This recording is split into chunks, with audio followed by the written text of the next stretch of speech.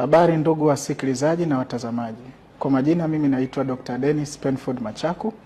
Mimi ni daktari bingwa niliyebobea katika upasuaji, hasa upasuaji wa tumbo katika hospitali ya rufaa ya kanda Bugando. Niko katika kitengo cha kwa Kiingereza tunaita surgical gastroenterology, ambayo kinajihusisha na upasuaji wa magonjwa ya mfumo wa tumbo, yani kuanzia tumbo, utumbo mdogo, utumbo mpana mpaka sehemu ya haja. Na kazi ambazo tunajishughulisha nazo hasa, tunajishughulisha na upasuaji wa utumbo mdogo, utumbo ulioziba yani intestinal obstruction, utumbo uliojikunja, upasuaji wa saratani wa utumbo mdogo pamoja na utumbo mpana. Tunajishughulisha pia na upasuaji wa saratani ya tumbo na magonjwa ambayo sio ya saratani ya tumbo, kama tumbo kutoboka kwa sababu ya maambukizi ya vidonda vya tumbo. Pia tunajishughulisha na upasuaji wa kutoa wengu, yani spleen, kama kwa Kiingereza tunaita splenectomy, pamoja na upasuaji mwingine ambao ni shirikishi wa viungo ambavyo vyote ambavyo viko ndani ya tumbo. Changamoto tunazopitia hasa kwa wagonjwa ambao tunakutana nao mara kwa mara ni changamoto hasa za upeo au elimu ndogo kuhusiana na changamoto za magonjwa ya tumbo.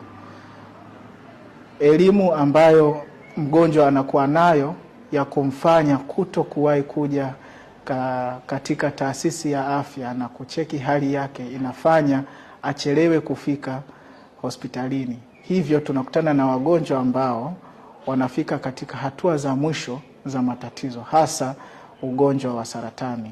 Na wagonjwa wengi katika jamii inayotuzunguka wanachelewa kufika kupata huduma za kimatibabu wakiwa wamefika katika hatua za mwisho za saratani inayowasumbua. Sasa ni vyanzo viko vingi, ikiwemo pia ni chanzo cha elimu. Na mimi kama daktari bingwa wa upasuaji pamoja na jopo la madaktari ambao wako hapa hospitali ya Bugando, tuna kliniki ambayo huwa tunaendesha ya magonjwa yanayohitaji uangalizi wa karibu wa madaktari bingwa, hasa magonjwa ya kiupasuaji ya magonjwa ya tumbo. Na tuna baadhi ya vipimo ambavyo ni bora na vya kisasa kuchunguza kwa kina na kuwahi kutambua matatizo haya mapema na kuyashughulikia. Upasuaji ambao mara kwa mara tunaufanya hapa Bugando ni upasuaji wa kutoa eneo la utumbo mdogo au kutoa eneo la utumbo mpana, yani colectomies, na pia upasuaji wa kutoa eneo la chini la utumbo mpana, yani lower anterior resections, pamoja na kufanya upasuaji mkubwa wa kutoa saratani eneo la tumbo hasa. Na pia tuna matibabu ya kisaratani ambayo huwa tunashughulikia, kama kuhakikisha kwamba tunamweka mgonjwa katika hali ya either kutoa saratani au kuipunguza kwa kiwango ambacho kwa mujibu wa vipimo na tathmini tulizoziona ya saratani tunaweza kupunguza au kutoa saratani hiyo na akaendelea na matibabu, na mgonjwa anaweza akasalimika endapo saratani inaweza ikagundulika mapema. Sasa mgonjwa akigundua baadhi ya dalili kama nilivyosema awali, anaweza akawa pengine amehisi kuna upungufu wa damu na amefanya vipimo akaambiwa kuna upungufu wa damu, lakini pia kuna uzito umepungua, na pia kuna dalili kama kukosa appetite ya kula na maumivu ya tumbo yasiyoelezeka, pamoja na kuona damu kwenye sehemu ya haja kubwa au wakati anapata haja kubwa.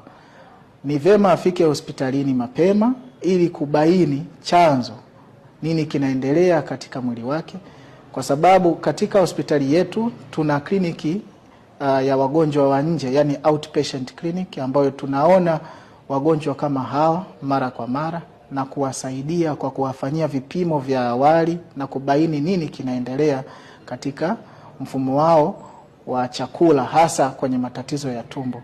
Lakini pia tunatoa elimu kwa umma, hasa elimu ya lishe, namna ya kutambua matatizo na magonjwa ya awali hasa yanayohusiana na mfumo wa tumbo na utumbo mdogo pamoja na utumbo mpana.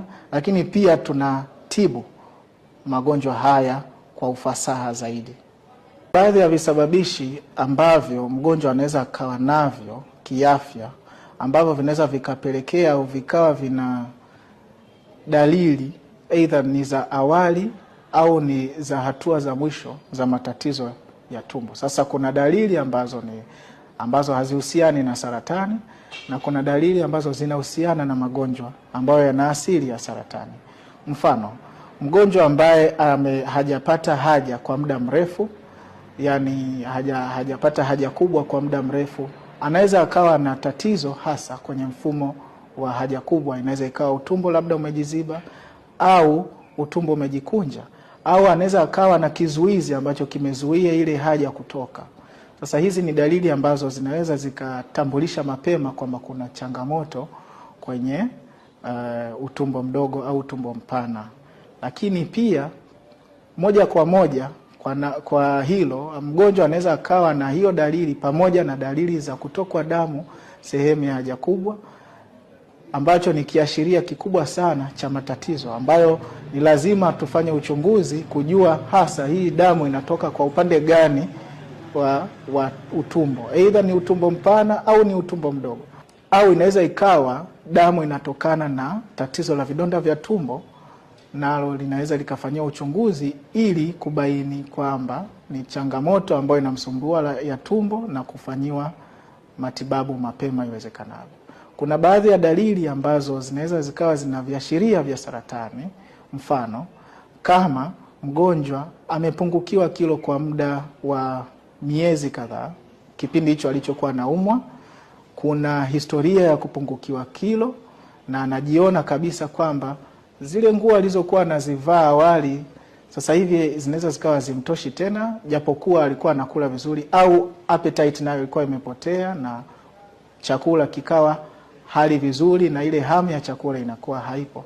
Lakini pia kuna dalili zingine kama mgonjwa kupata homa za mara kwa mara za usiku na kusweti, pamoja na dalili zingine kama uchovu, maumivu ya viungo na mgongo, zikiambatana na kama dalili ni za hatua za mwisho za saratani, kunaweza kukawa kuna kujitokeza kwa uvimbe tumboni, ambao mgonjwa anahisi kabisa hii kitu sio sahihi kuwepo katika tumbo. Kwa hiyo anaweza akajishika akahisi kama kuna uvimbe umeanza kujitokeza. Lakini pia tukiunganisha dalili zote hizi, unaweza ukapata viashiria baadhi ambavyo vinaweza vikawa viashiria vya saratani. Lakini pia mgonjwa anaambiwa kwamba ana tatizo la tumbo, lakini pia ana upungufu wa damu. Inaweza ikawa saratani inaweza ikawa inajihusisha moja kwa moja na upungufu wa damu yake. Sasa hizi ni dalili ambazo mgonjwa anatakiwa zifahamu kwa kawaida, ili kuweza kutambua kwamba ana dalili baadhi ambazo zinaweza zikamfanya afike katika kituo cha afya. Ni vema ufike katika hospitali yetu mapema ili tuweze tukakusaidia na kutatua tatizo lako mapema. Karibuni Bugando Medical Center.